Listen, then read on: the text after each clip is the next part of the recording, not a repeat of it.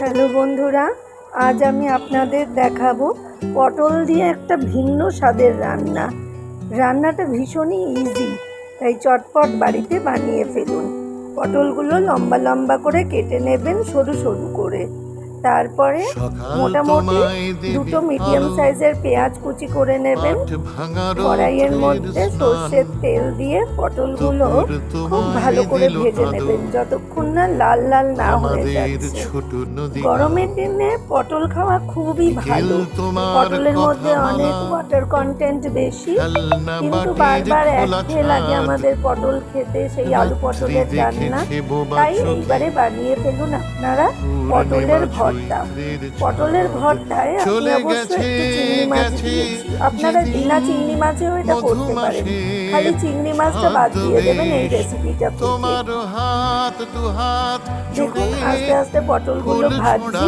পটলগুলো এখন অনেকটাই লাল হয়ে গেছে এবং সেদ্ধ হয়ে এসছে।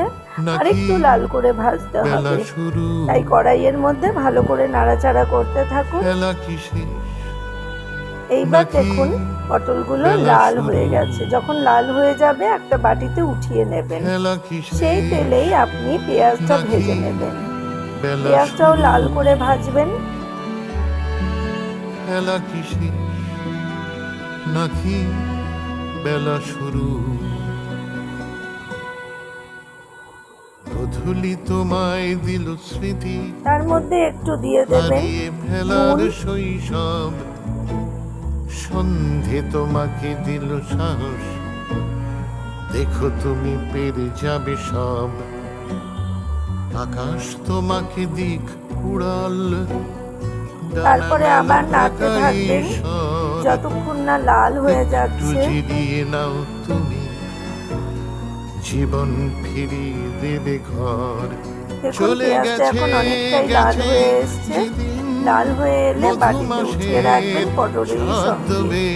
কড়াইয়ে যে বাকি তেলটা আছে সেই তেলটার মধ্যে দুটো শুকনো লঙ্কা আর কয়েকটা রসুন, গোটা রসুনের কোয়া দিয়ে সেটাও ভালো করে নাড়াচাড়া করে নেবেন যতক্ষণ শুকনো লঙ্কা থেকে সেন্টটা না বেরোচ্ছে। তারপরে ওটাও তেলের থেকে উঠিয়ে বাটিতে দিয়ে দেবেন। তারপরে পরে যেহেতু আমি চিংড়ি মাছ দিচ্ছি, চিংড়ি মাছগুলো নুন হলুদ নিয়ে হালকা করে ওই তেলেই ভেজে নেবেন।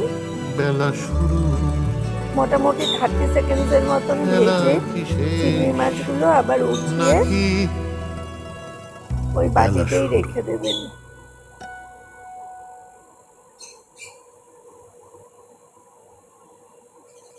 তারপর পুরো জিনিসটাই একটি মিক্সির বড় জারের মধ্যে ঢেলে দেবেন এবং ওটাকে পেস্ট করে ফেলবেন। খুব বেশি পেস্ট করবেন না, মোটামুটি পেস্ট করবেন। তারপরে ওটাকে বাটিতে নিয়ে গরম ভাতের সঙ্গে বা রুটির সঙ্গে গরম গরম পরিবেশন করবেন।